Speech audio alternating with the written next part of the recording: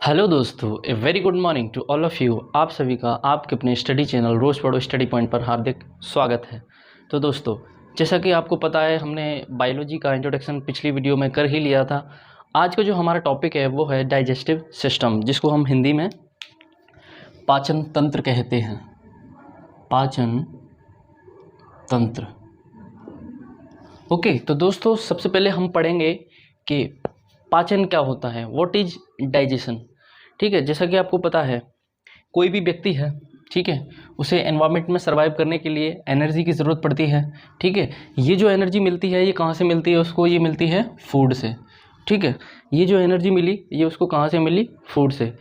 अब यहाँ पर सवाल उठता है कि फूड से उसको एनर्जी कैसे मिलती है। ठीक है दोस्तों, थोड़ा सा डायग्राम से समझने की कोशिश करेंगे हम लोग। ठीक है, ये जो फूड होता है ये पहले से ही कॉम्प्लेक्स फॉर्म में होता है। कौन सी फॉर्म में होता है? कॉम्प्लेक्स फॉर्म में।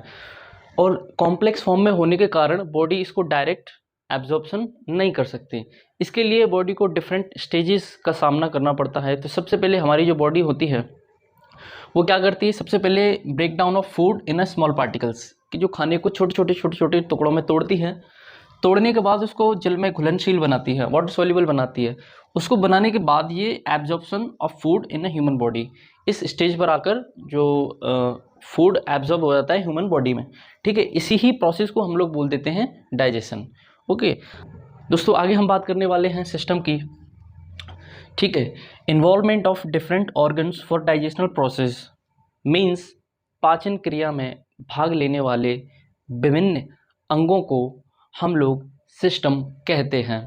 ठीक है, इसका एक एग्जांपल मैं आपको देके बताऊं कि जो सिस्टम होता है उसका एक फॉर्मेशन होता है। ठीक है, सबसे पहले सिस्टम में आती है सबसे पहले सेल, सेल के बाद आता है तुम्हारा टिश्यू, टिश्यू के बाद आता है आपका ऑर्गन। ठीक है, फिर ये आगे ऑर्गन सिस्टम बन जाता है। ठीक है, चलिए अब आगे बात करते हैं हम लोग कि जो डाइजेशन होता है वो स्टार्ट कहाँ से होता है। ये क्वेश्चन एग्जाम्स में कई बार पूछा गया है। तो डाइजेशन जो स्टार्ट होता है वो स्टार्ट होता है हमारा मुख से, मुख द्वार से। ठीक है, इसके बाद ये स्टमक में जाता है, जिसको हम सिंपल भाषा में पेट बोल देते हैं।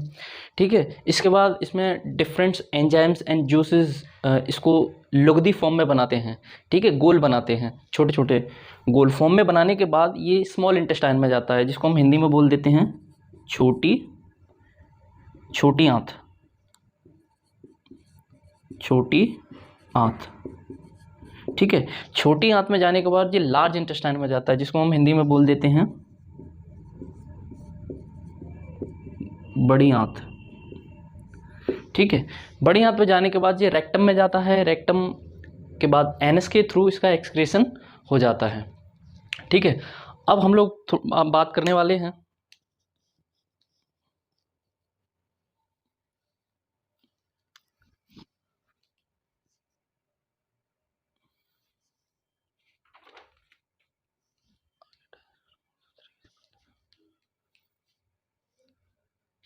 आगे। हम लोग डाइजेस्टिव सिस्टम को दो तरीके से पढ़ते हैं। पहला जो भाग है इसका वो है एलिमेंट्री कैनाल। ठीक है, जिसको हम हिंदी में बोल देते हैं आहार नाल।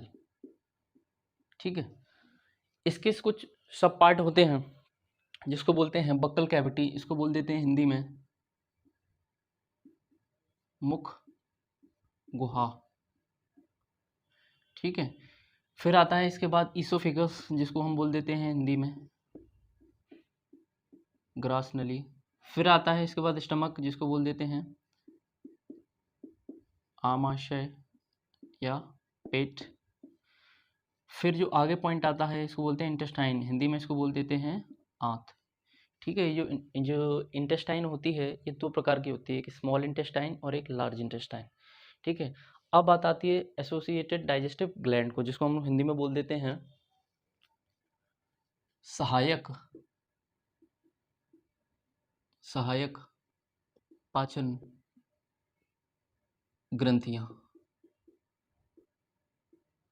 सहायक पाचन ग्रंथियां। ठीक है, अब इसके बारे में हम लोग पढ़ेंगे। तो इसमें सबसे पहले आता है लीवर, जिसको हम हिंदी में बोल देते हैं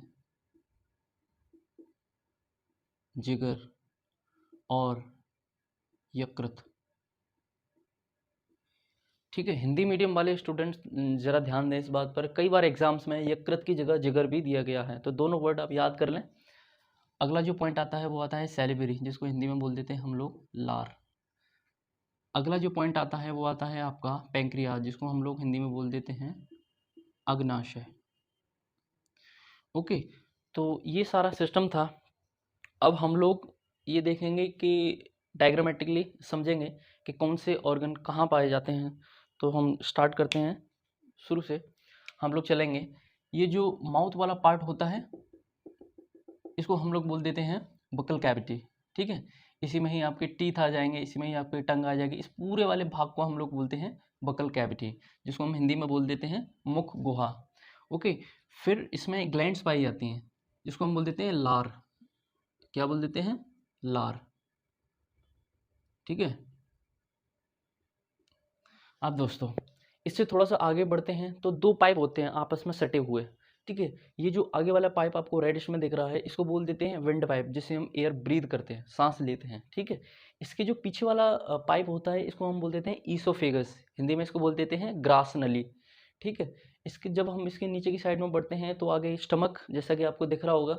ठीक है, स्टमक के नीचे ये ड्यूडिनम होता है। ड्यूडिनम से ये ड्यूडिनम के ऊपर वाले भाग में, इस वाले भाग को हम लोग गॉल ब्लैडर कहते हैं। इसके ऊपर ड्यूडिनम के ऊपर गॉल ब्लैडर होता है, गॉल ब्लैडर के ऊपर लीवर होता है दोस्तों। ठीक है, थोड़ा सा और आगे बढ़ते हैं तो इसके लेफ्ट हैंड साइड में ये पैंक्रियाज होता है, जिसको हम हिंदी में बोल देते हैं अग्नाशय।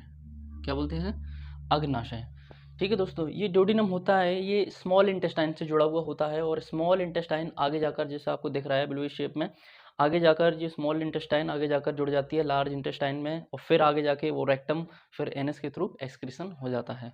तो दोस्तों अब हम पढ़ने वाले हैं इसको डीपली, एक एक करके हम लोग पढ़ेंगे। सबसे पहले हम कवर करेंगे बक्कल कैविटी को, फिर उसके बाद ईसोफेगस को, फिर उसके बाद स्टमक को, फिर उसके बाद इंटेस्टाइन को। तो चलिए स्टार्ट करते हैं।